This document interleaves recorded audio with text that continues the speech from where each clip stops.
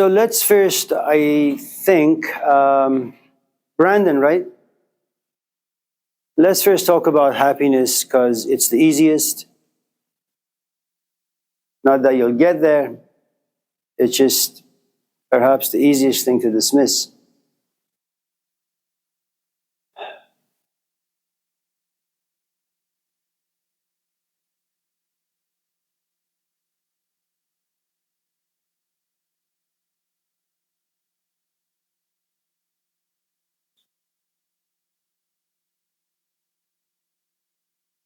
And maybe we can connect our pursuit of happiness to nihilism and what happens when we don't obtain any of them. And there's a good amount of shame in that. And that creates a good amount of imposed pain. And then you go towards religion in hopes of finding an answer. No answers are reached.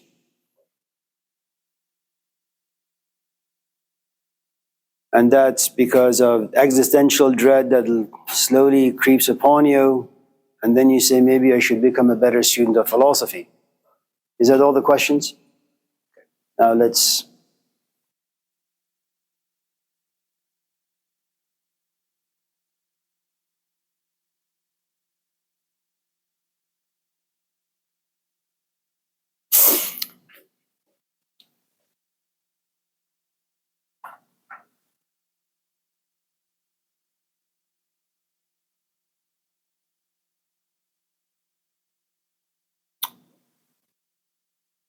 You know, history does something very strange to words and definitions. They're never constant. There is no stability to them. It's kind of like the problem of gender that exists today. That's just the way the world works. Greeks, some early ones, believe that the world is always changing. It's never stable. And so don't build a house on a foundation that is never constant. For those of you who have grappled to find happiness, I'll give it to you first in a very simple way, and then we'll make it a bit more complicated.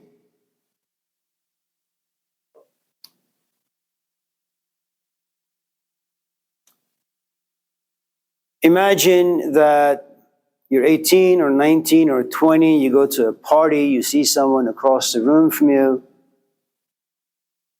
and they happen to be somewhat attractive.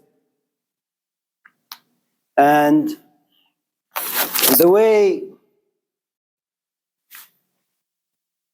we become customers of things, of anything, you don't have to be a customer of philosophy, just to become a customer of anything where you pursue the thing that you want. Almost everything under the sun begins with attraction. If you're not attracted to anything, you're not going to pursue it. Attraction can be organic or it could be imposed.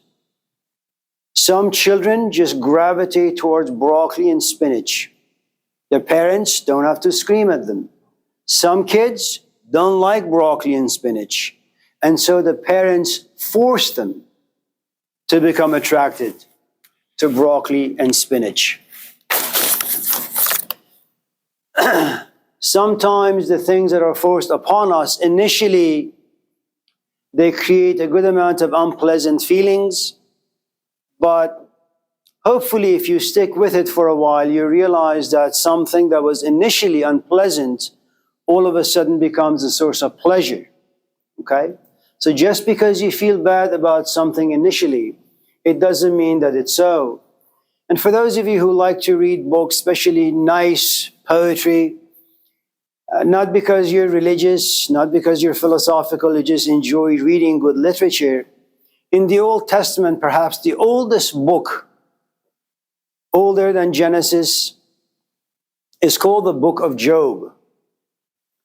For those of you who once in a while wonder why there is suffering, why there is evil, why sometimes life doesn't give us what we want and it gives us the exact opposite, why there is pain, why there is shame, why we seek happiness and we do everything we possibly can to obtain it, only to realize it's slipping through our fingers like sand.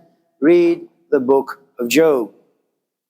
And what you find throughout the book is a man who does everything just right. You know, he's good to his wife, he's good to his kids, he's good to his land, he's good to the trees, good to the animals. But you see down here, we have no control or power over anything. It's a bet between God and Satan. If you guys don't like religion or religious literature, you should watch the movie Trading Places with Dan Aykroyd and Eddie Murphy some years ago. That's basically the story. That there are two old guys in the bathroom. You can metaphorically say one is Satan, the other is God. And they place a bet. And the bet is only for $1. But this $1 bet causes the lives of two people to be turned upside down. And that's how life is. It's random. Okay?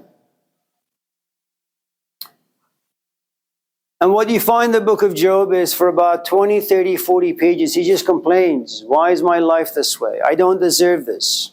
This is imposed pain, imposed the suffering.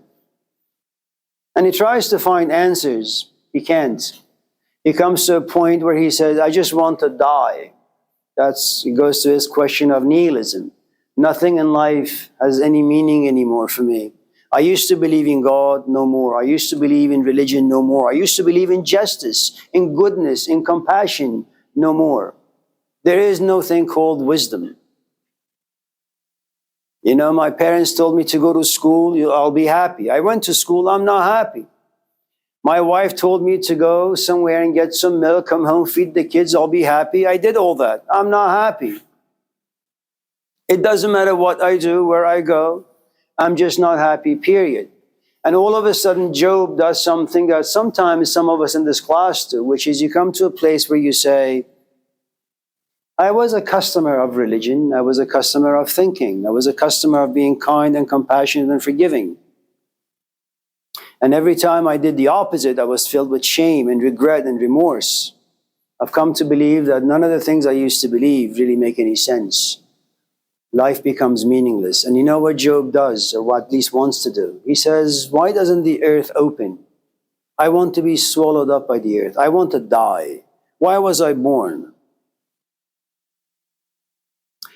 Now, when you flip through the pages, if you have the patience and you're not easily overcome by laziness or tiredness, you realize that near the end of the book, Job begins to understand something very, very interesting. None of us in this class have power over anything, really. Do the best you can.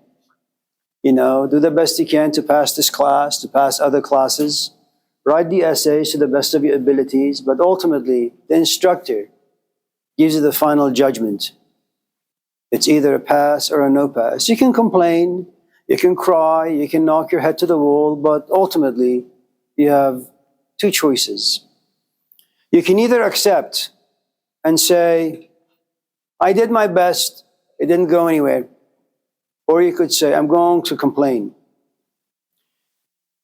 Job comes to understand that there is no longer any need to complain. Life is just what it is, as Ray suggested. It's just what it is. Accept it. Accept the meaninglessness, accept the misery, accept the unhappiness, accept all the shortcomings. So,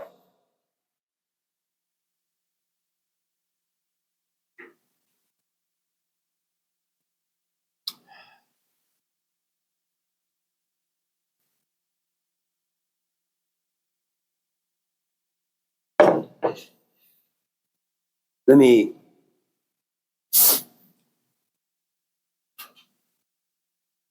as a footnote,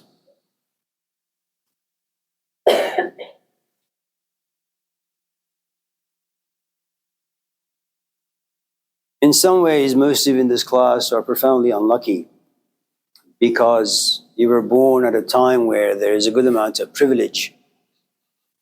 Ray's time and my time, we really didn't have much. And no one promised us paradise or happiness. You just knew that you had to work hard. And you couldn't find money or earn money cheaply. You really, really had to work hard. I'm from Iran, and for the past 4,000 years, we've had literature and poetry that have been, for the most part, very dark and gloomy. Just to give you an example. زمن بشنو ای پیر آموزگار مکن تکیه بر گردش روزگار که این منزل درد و جای غم است در این دامگه شادمانی کم است زمن بشنو ای پیر آموزگار. There are certain people, YouTube, these people. One is Eckhart Tolle, the other is Jordan Peterson. He is, of course, 1,000-fold better. The other is Sadhguru, and you can find countless of these teachers online. And they are how-to teachers. They tell you what to do and how to do them, and if you do them exactly the way they prescribed, you will reach this thing called happiness. So whoever wrote this poet says, I go to these teachers and I tell them, Zaman bishnoe pir amuzagar. You are my elder, I understand. There's a good amount of wisdom inside you. I understand that too. You come on the stage and you promise happiness to everyone. I understand too. Makon tekye bar gardesh ruzagar. That the world has only one function, to create dreams and then to crush them. That's what the world does. You see someone attractive out there and you're extremely happy. You get to know them, you're extremely miserable. You long to go to Zachary's and have a slice of deep dish pizza. It occupies a good amount of mental space, and you go there and you wait and you wait and you're salivating like a bulldog, right? And then the slice comes to you. You eat the first one, oh man, you're in paradise. The second one, you're about to throw up. And so this person looks at this teacher and says, I'm here to tell you that despite all the things you promise people about happiness, about comfort,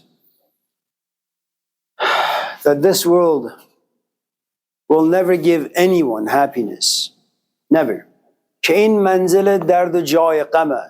This is a home to pain, to misery, to suffering. Dar in damgah shadamani kam ast. Moments of joy you will have, they will just be extremely rare. Imagine if you come from such a culture. You stand in line for 2 hours to get a loaf of bread, and people just complain about life, about social condition, about politics, about money. You know, you want a gallon of milk, as we did way back then, you have to wake up at 3 a.m, stand in line for 6 hours, only to get to the teller who tells you, we ran out. Then you go back home empty-handed. Okay?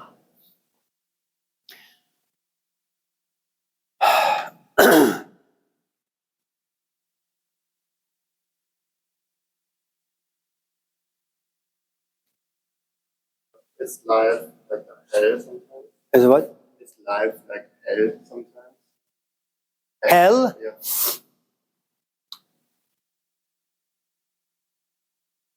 Let me perhaps give you another line of Persian poetry.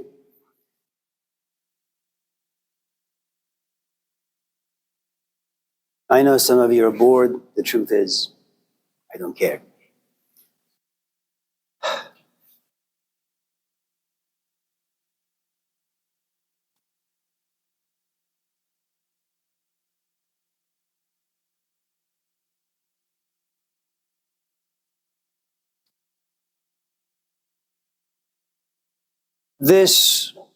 These couple of lines are by Fariduddin Attar.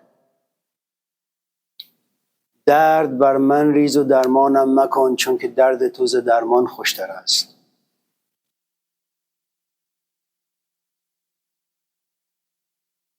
You and I don't enjoy pain. It's unpleasant. It goes against your organism. Consider this though. When you're in a happy, pleasant, good mood, you call your friends, you chit chat, you laugh, you have a good time. And then you come home around 10 p.m. and you say, well, that was wonderful. But then you turn off the lights, but you can't sleep. For some strange reason, you're forced to evaluate your day. And you say, man, I haven't really done anything. I just went out with my loser friends. We talked about ridiculous things. And I feel ashamed. You know why? Because just the night before, you went into your room after taking a shower. You were supposed to get dressed and go out with your friends, but you felt a little depressed, a little sad, sorrowful. It came from nowhere. That we don't really know how all of a sudden our moods from joy turns into sadness. Maybe it's the play of the gods, we don't know. But you know what happened to you when you sat depressed? You picked up your pen, you took out your notebook, and you wrote these beautiful lines of poetry. And he said, man, how is it possible? Out of so much grief and sadness and sorrow, such beautiful poems can come about. And then you say something really interesting. If I can be sad all the time and yet create beautiful poetry, it becomes a source of creativity. I create like Khalil Gibran, like the authors of the Old Testament. These are tragic books. And yet, they are, even though they live in the cradle of sorrow, they inspire us so much. The reason why we don't like pain is because we don't really know what to do with them. We can't use them as tools. And that's the function of religion for the longest time. Life is going to give you all these headaches. And so religion is there to give you some ideas, some tools to deal with these headaches well. Nihilism.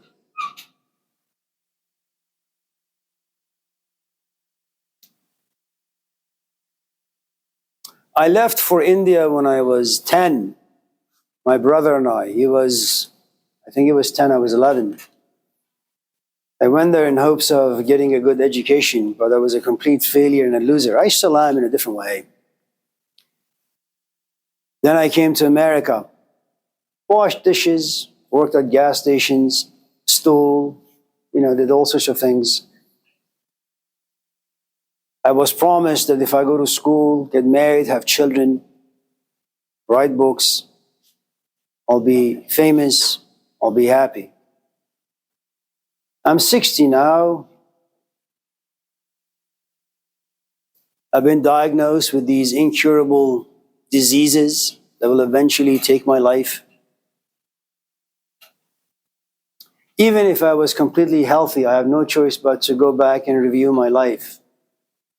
I was once your age, filled with dreams and hopes. I obtained some of them, dismissed the others. And I go back and review my life. 40 years of my life has been spent in the classroom talking to people like you. In the end, what do I have? All right, so you inspire some people. Okay, so you write a few books and people make comments about them. All right, so you YouTube some of your lectures. All right, so your students raise their hand and ask you good questions. All right, you inspire a few of them. In the end, what do? You go home alone, right? You review your life and what do you have? You have absolutely nothing. You're no closer to happiness than when you were 15 or 16. Nihilism. But what do you do with the meaninglessness of life? In Turkey, a couple of days ago, people like you and I, without any warning, an earthquake hits, 30,000 people die. Maybe Albert Camus, the Algerian existential philosopher, is right. Life is really absurd. It has no meaning. It just happens. Life toys with all of us. We have no power over life. But let me tell you why I can talk this way and you can't. I'm not going to stand here and promise you philosophy. I'm not going to stand here and promise you that if you do A, B, C, D, you'll get to the place you want to go. It doesn't work that way. I have something that nearly all of you just don't have. called power. I don't have power over you.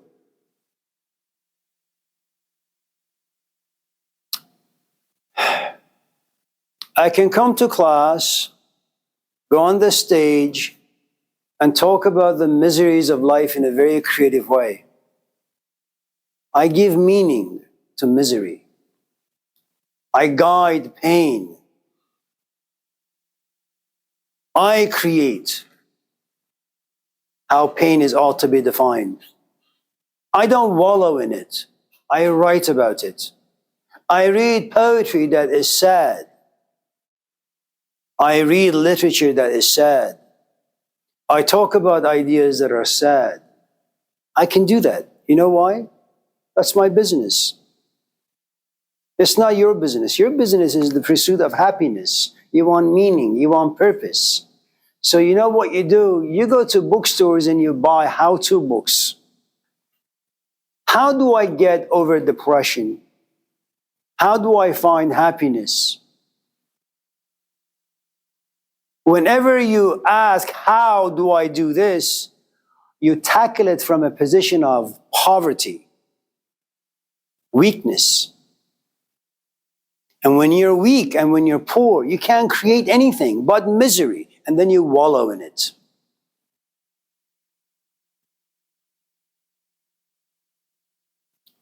Let me give you an example from history. There was a man some 3,000 years ago. Oh, he had great parents. Great parents, Peter. Great parents, excellent. He had a beautiful wife. She looked like Beyonce. Two of them combined. He had a beautiful son.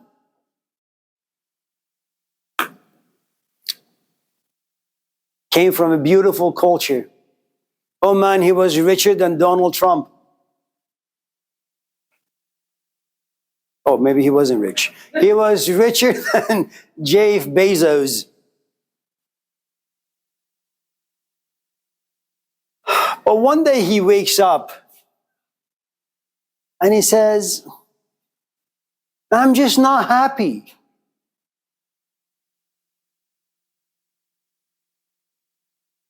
He walks around town and he sees someone like me. He comes to me and says, oh, what's your name? I say, it's Amir Sabzavari. What happened to your hair? You got none left. Old age, you know? Well, you have wrinkles around your eyes.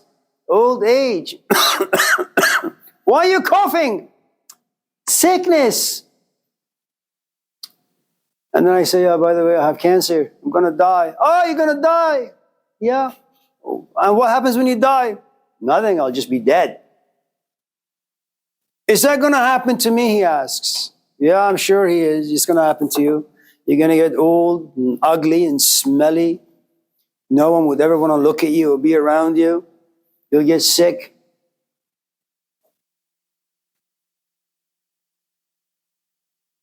You know who I'm talking about, right? His name is Siddhartha. Last name, Buddha.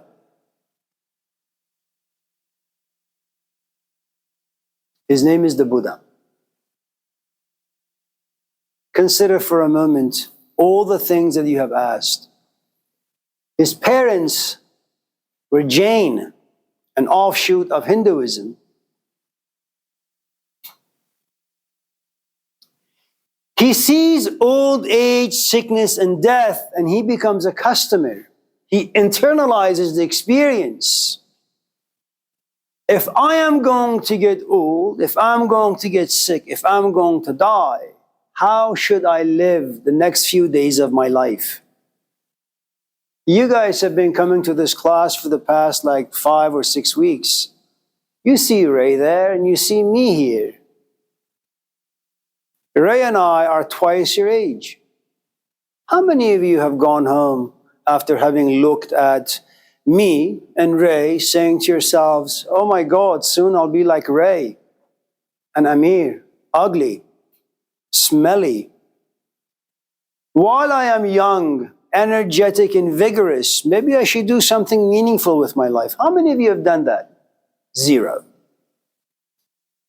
It may have been a thing of curiosity, but the truth is, you didn't internalize it.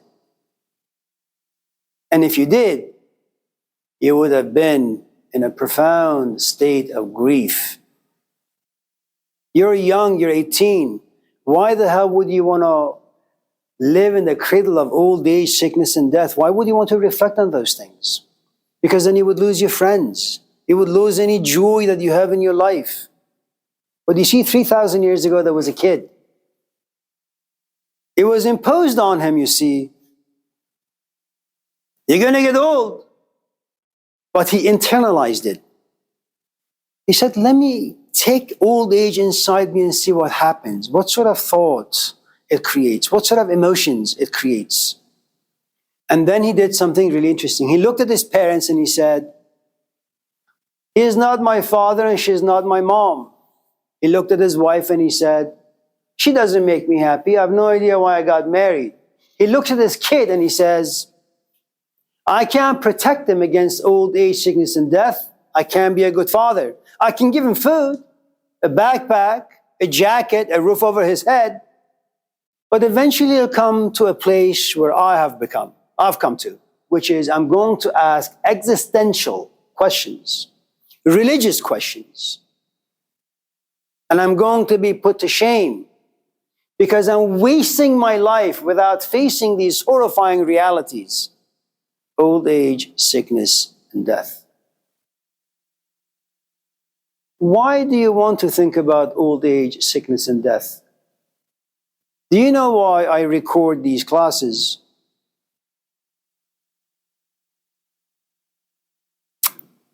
I'm going to let you in on a little secret. I'm afraid. I have children. I don't want to be forgotten by my kids.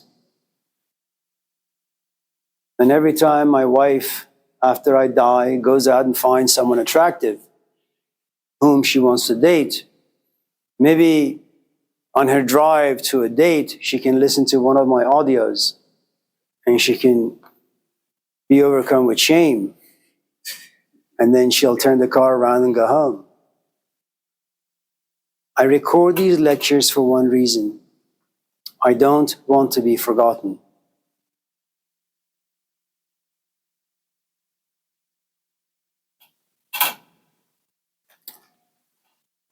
So that once in a while, when my kids fall into difficulties in life, maybe one of these lectures can be of some help to them.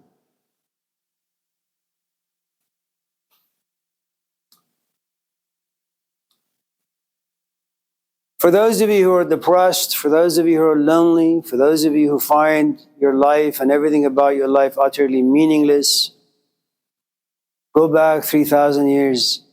It's a beautiful tool in your toolbox, the life of the Buddha. But not when he's the Buddha, when he is Siddhartha, when he's a kid like you and I.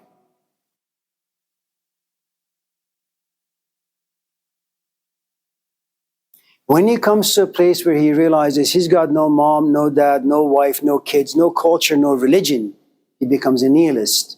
Life has no meaning.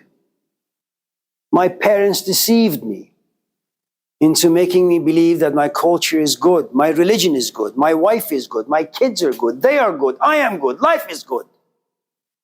There is no goodness to be found out there. And what happens when you lose meaning to your life? You become like Peter.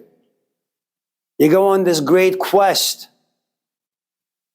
Meaning, happiness, surely they have to be out there somewhere. So what do? You look at Jordan Peterson. But what you miss about Nietzsche, what you miss about Jordan Peterson, what you miss about Jesus Christ is the following. Nietzsche started teaching as a professor at the age of 24.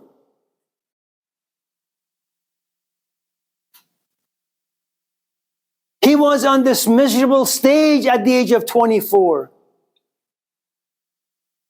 He made misery into a beautiful dish through writing, through talking, conversing with other people. You don't have that privilege. Do not read Nietzsche. Do not listen to Jordan Peterson, who comes on YouTube and says, listen, I'm giving a talk in Toronto, then New York, then Miami, and then Mars. And there are still some tickets available. Not a single one of you go to a Miley Cyrus concert in hopes of becoming a Miley Cyrus. You know what you do? You go to the concert, you listen, you enjoy, you move your body, maybe you'll get high, maybe you'll get drunk, maybe you'll have friends, but you go back home knowing full well you're no musician. You just had some money, you went there, spent, listened, had fun, and now you're home. People like Jesus Christ, Friedrich Nietzsche, Jean-Paul Sartre, they're like the Miley Cyrus of the spiritual world. We go there as customers. We listen, we enjoy, then we walk home. Inspired for 10 minutes, maybe 10 days. Then we'll go back to the poor human beings that we've always been. You will get nothing from reading. It doesn't mean it won't inspire thoughts.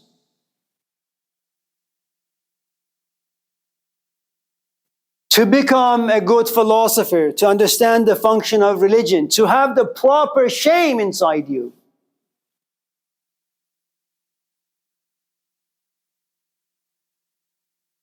And to have a sort of nihilism inside you that creates meaning ultimately. Not despair. And if there is despair, it needs to be guided.